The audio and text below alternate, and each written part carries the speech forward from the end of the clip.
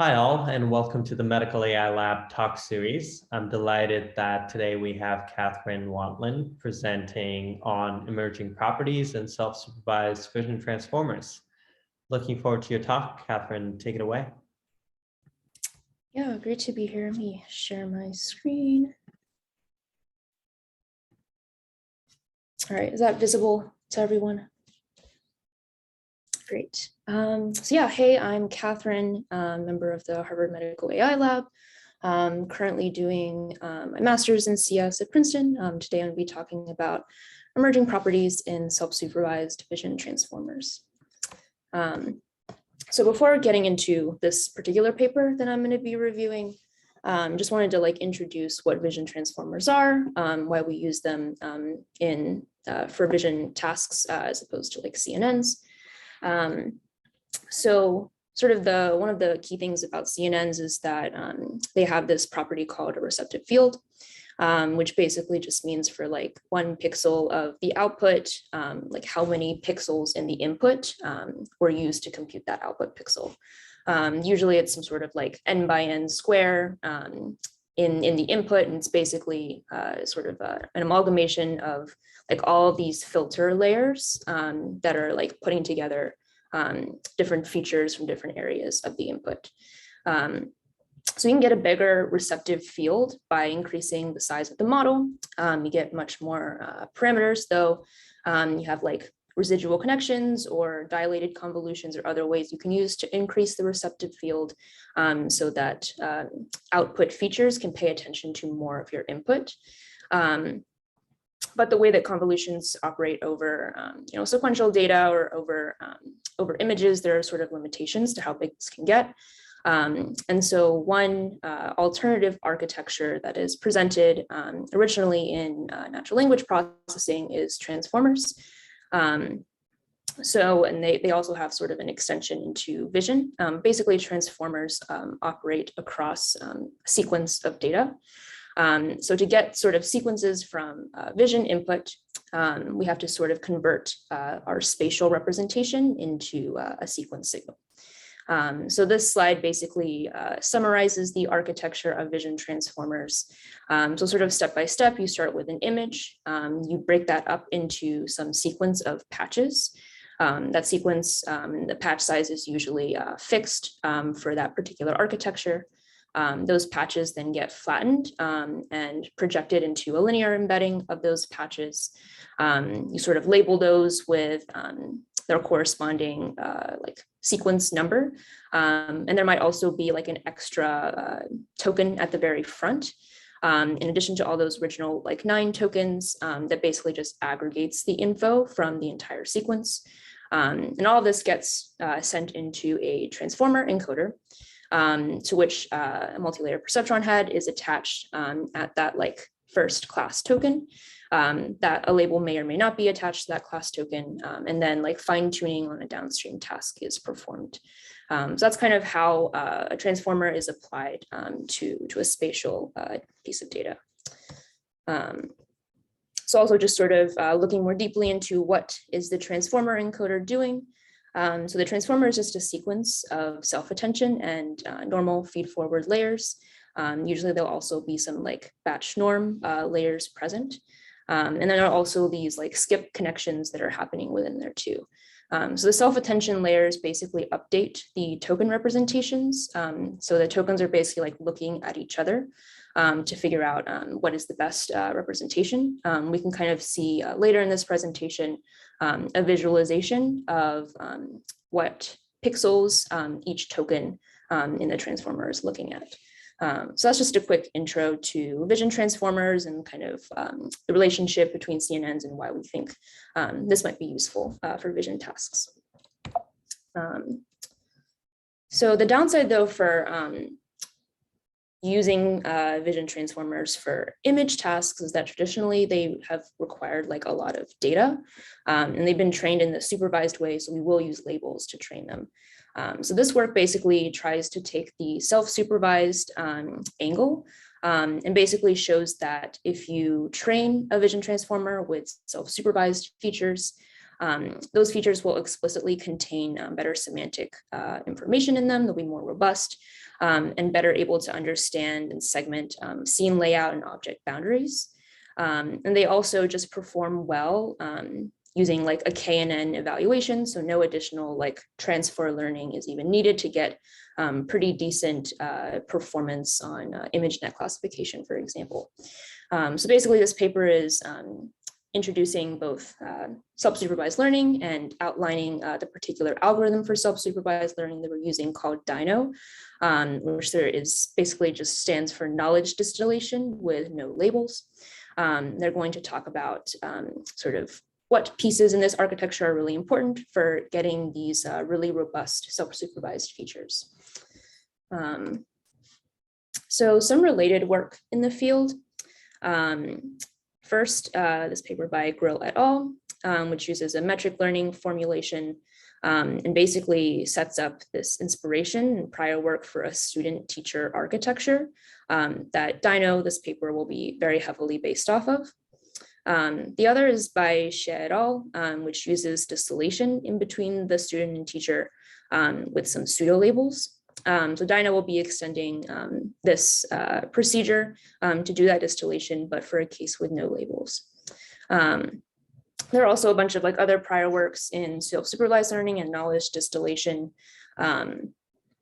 But in those prior works, usually the teacher has been like pre-trained or has somehow been built beforehand. But for this paper, DINO will build its teacher dynamically during the training process. And lastly, the other alternative to this knowledge distillation framework is to distill knowledge between the teacher and the student in both directions. But for DINO, the teacher will actually be updated with an average of the student rather than distilling directly from the student.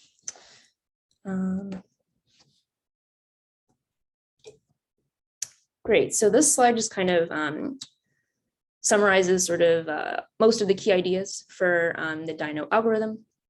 Is doing self-supervised learning with knowledge distillation.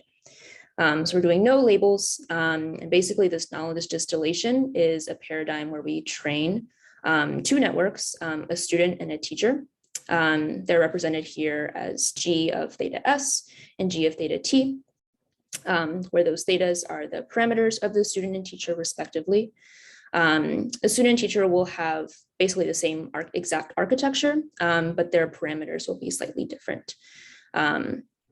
So here, the part of the illustration on the top is just showing the algorithm for a single pair of views. So for a single input, how would DINO operate? Although the equation for the loss sort of generalizes that to more pairs of views. But if we just considered like one input and one pair of views, so we have this X and we'd want to try to generate two different views of that. So to create like different views of the input, we might use like crops, like color jittering, different like flipping of the input to create these two different views. And the ones that are fed into the teacher are just global views, which in this paper is basically like crops of the input that are like 50% or more of the input is preserved. And then sort of like local views are 50% or less of the input.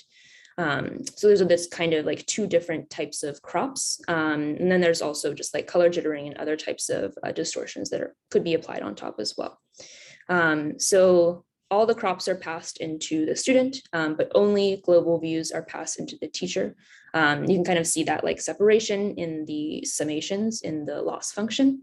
So basically it's just trying to encourage sort of this local to global correspondence between the teacher and the student.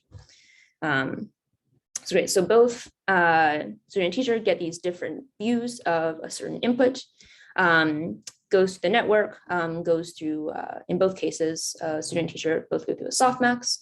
You end up with a probability distribution over like k dimensions, which are called like PT or PS, or in the diagram above, P2 and P1 respectively.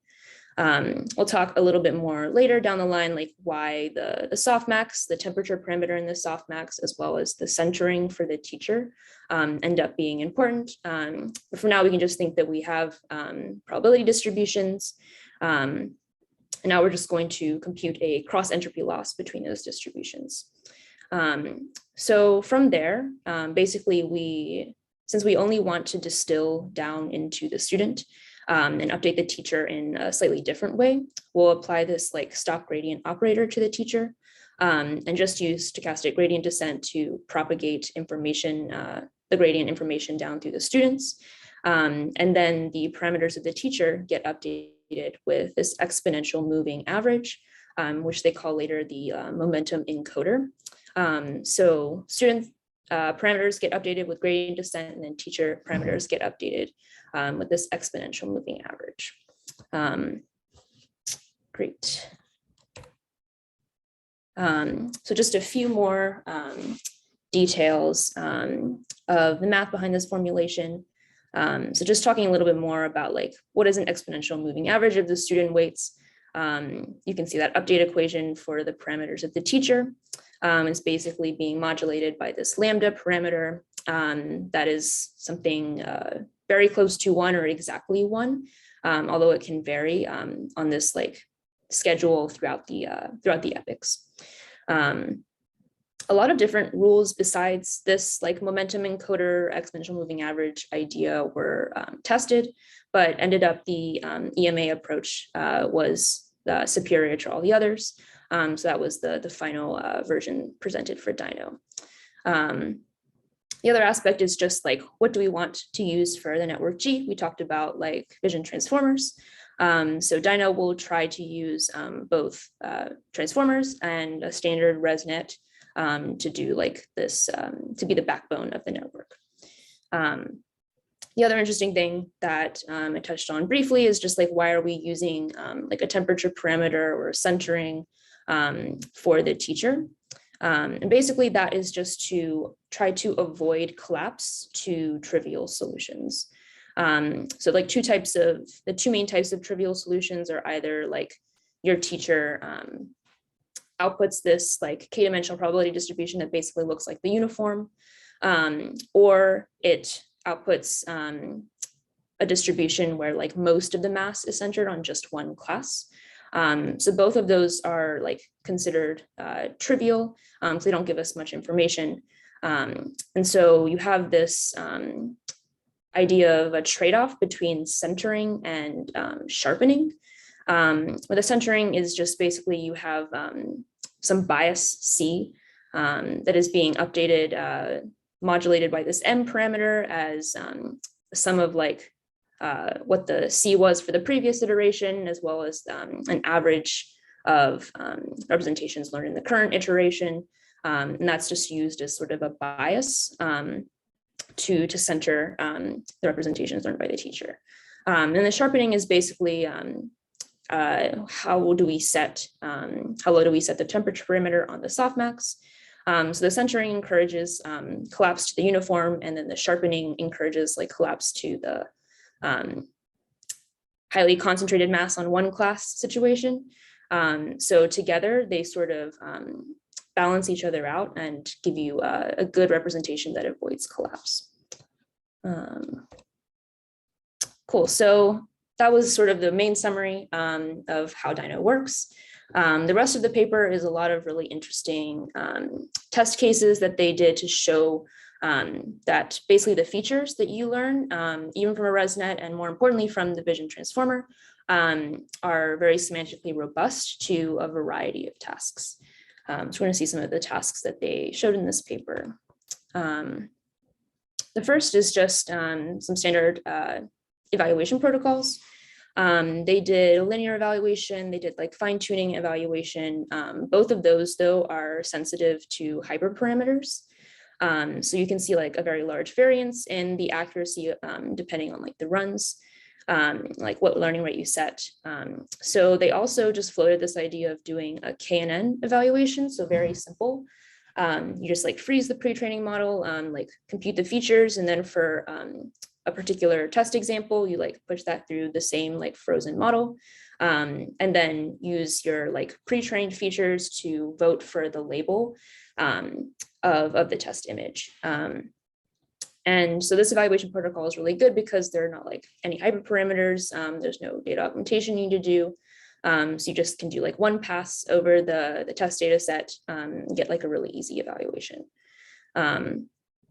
So sort of like comparing between different architectures, of course, we have like different ResNets, and we also have like different sizes of vision transformers and different number of parameters.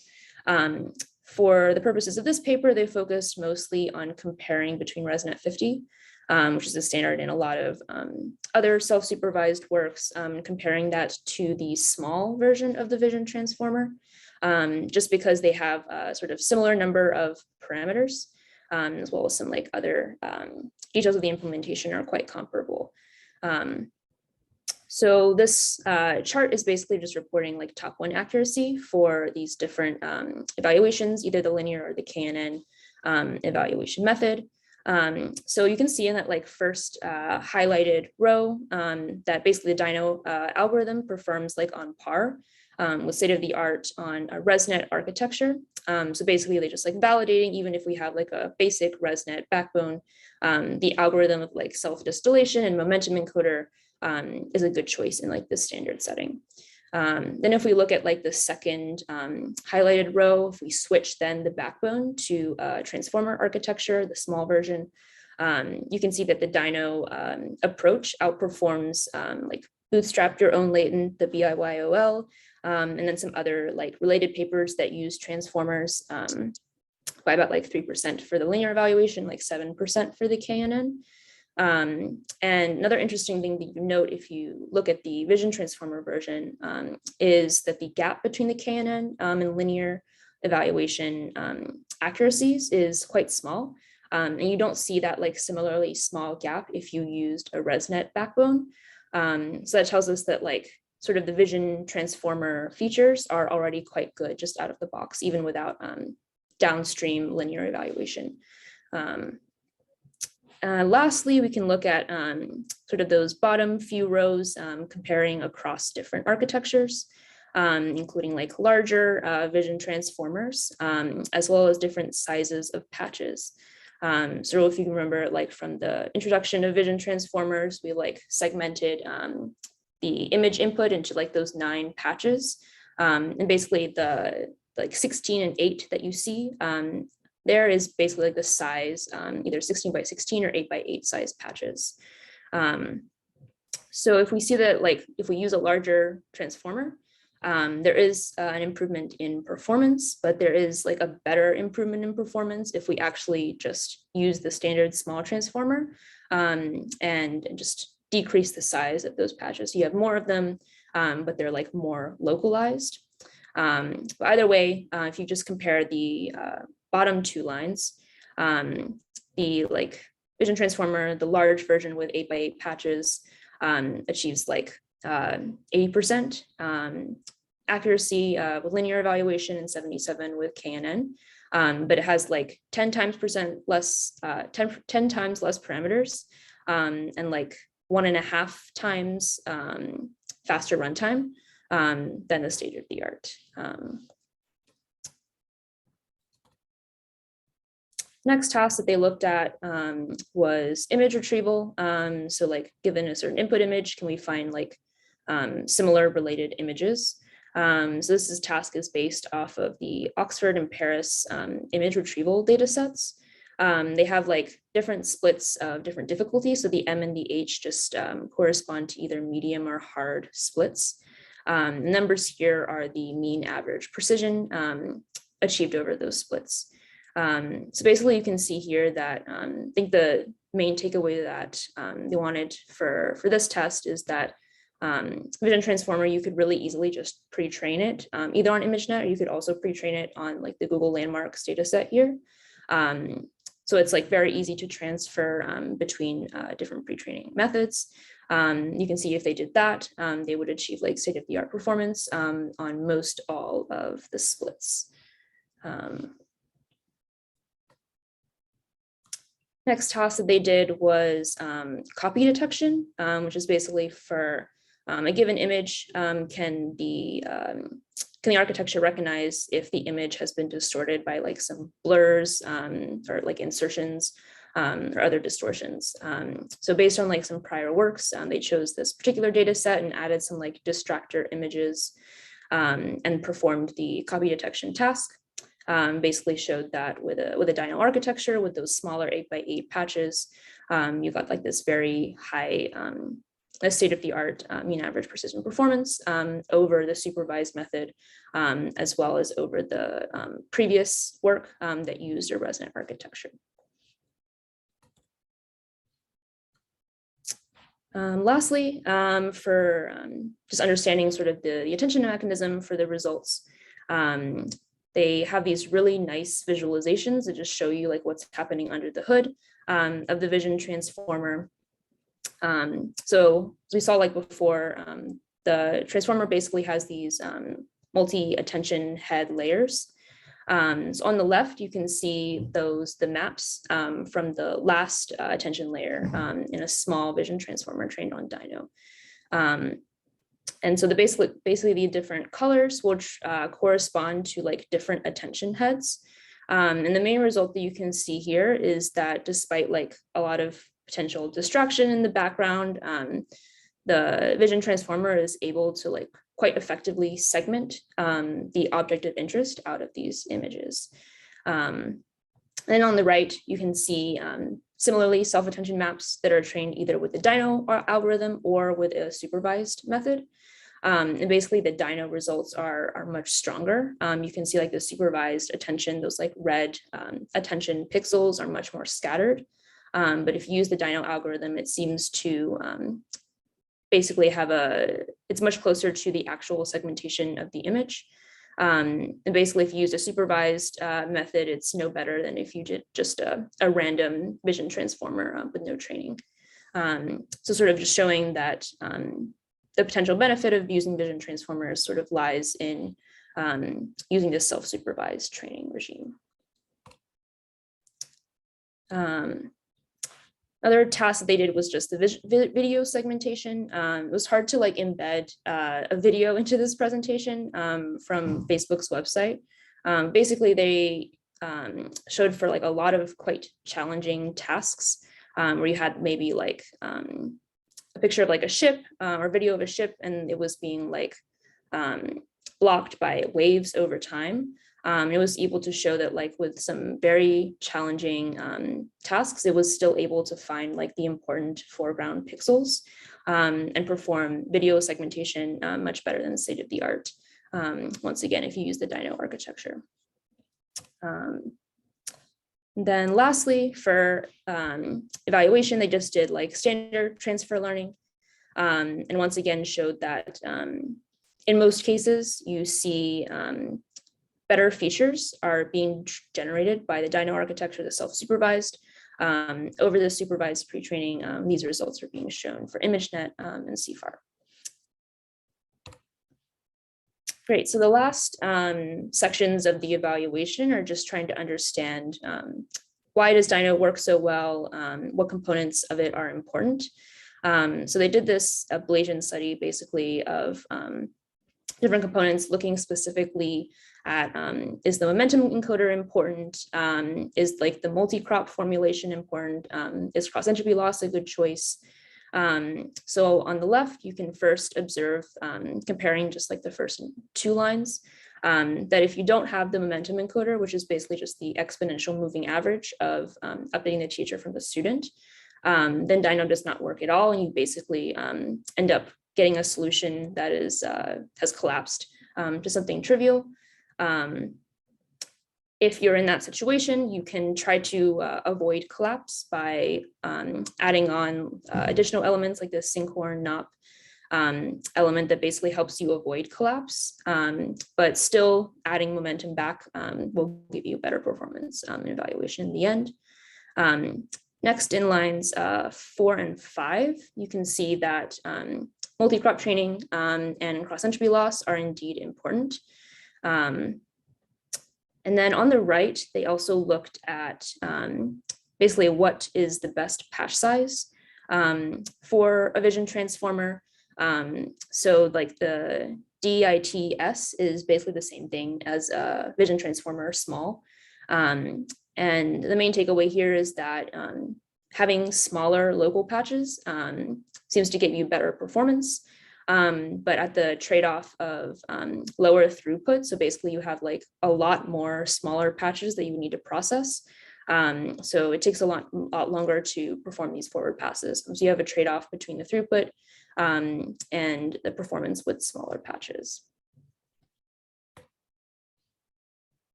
Next, they also wanted to understand sort of why the teacher to student distillation seemed to be working so well. And again, just sort of trying to understand more deeply, like why exponential moving average is a good way to update the teacher. And they basically hypothesized that the teacher is sort of like doing some sort of model ensembling from the student over time. They justify this by like looking at the validation accuracy of the teacher compared to the student through those training epochs. And at every point, the teacher is doing better than the student. So they think that basically DINO is doing some form of, they call like Polyak-Rupert averaging, which is sort of like a synthetic way to do model ensembling at the end of training with like this exponential decay added on. So I think it's probably highly related to that method. And on the right, they like just tried out a bunch of other strategies for updating the teacher, including just like copying over the weights from the student or copying over student weights from the previous iteration. Both of those collapsed. If they copied the weights over from a previous epoch of the student, they actually managed to get pretty good performance, but ultimately using momentum encoder was still the most effective. Lastly, just to try to understand sort of the collapse avoidance aspect of the training dynamic. They try to understand sort of what are the exact trade-offs between the sharpening and centering.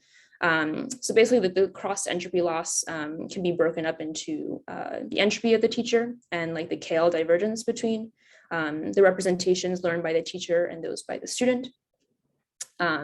So if the teacher representation has like very high entropy, that corresponds to like a uniform distribution where basically we're very unsure, have very high uncertainty over the correct class label. And if it's low entropy, that corresponds to having a lot of probability mass on just one class.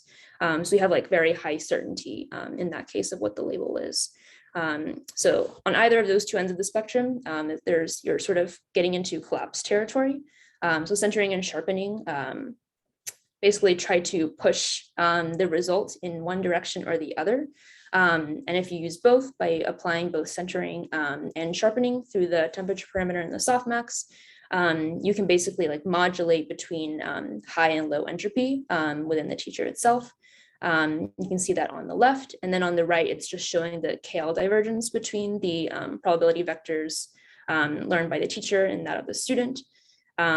If their divergence is 0, that's basically just saying that those vectors are very similar. And potentially you might not see this sort of gap of increased performance of the teacher compared to the student. But if you apply both centering and sharpening, you get to see like a higher divergence that corresponds to that like model ensembling, higher performance of the teacher over the student over time. Yeah, so like in conclusion, this paper established that vision transformers, although traditionally have thought to be really computationally heavy, can actually have a lot of benefits if you train it with a self-supervised regime as opposed to a supervised regime, and get performance comparable to ConvNets on a variety of tasks. And the features themselves just coming out of the box of a vision transformer are very useful even for just K-NN classifications. And those features are quite good on a variety of image retrieval and segmentation tasks. And the authors think that self-supervised learning could be the key to developing like a BERT-like model based on vision transformers. So that's kind of the area that they're interested in pursuing for future works.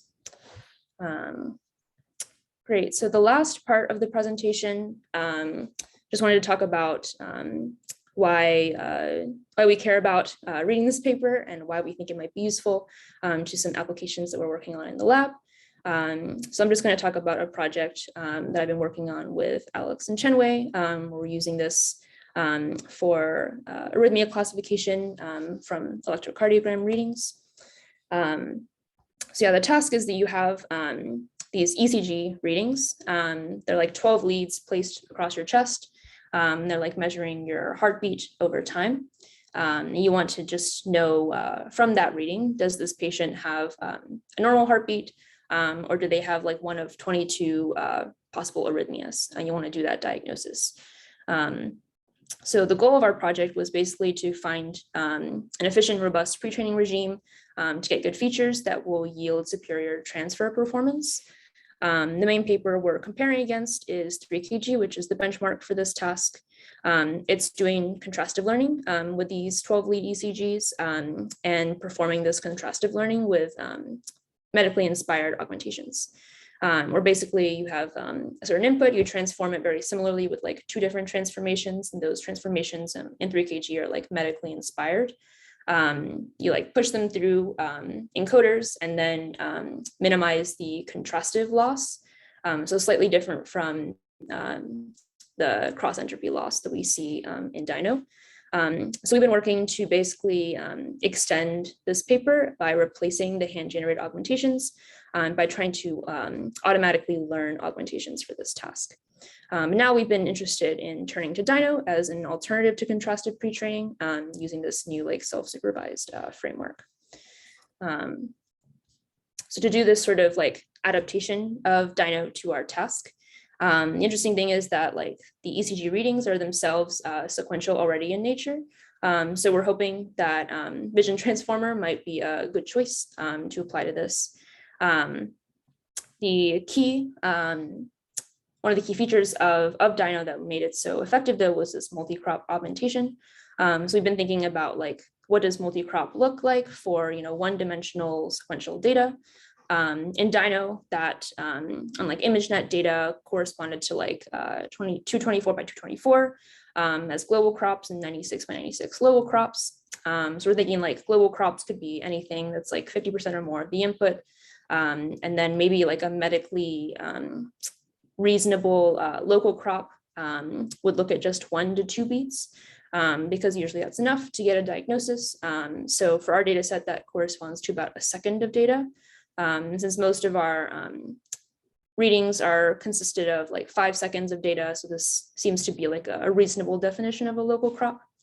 The other thing that's interesting from 3kg that we might want to like add on sort of to the like loss formulation that DINO has is basically 3kg says not only can you minimize the contrastive loss between 2 views of the same input, where that input is just a single lead from 1 patient.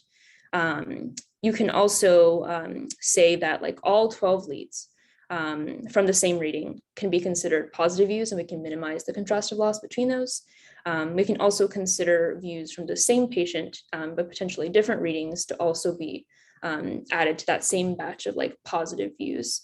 So sort of the analogy then in DINO is that as opposed to just having like 1 input and creating like different crops of that, we can consider like global crops to be anything like 50% or more of any leads in this batch from the same patient.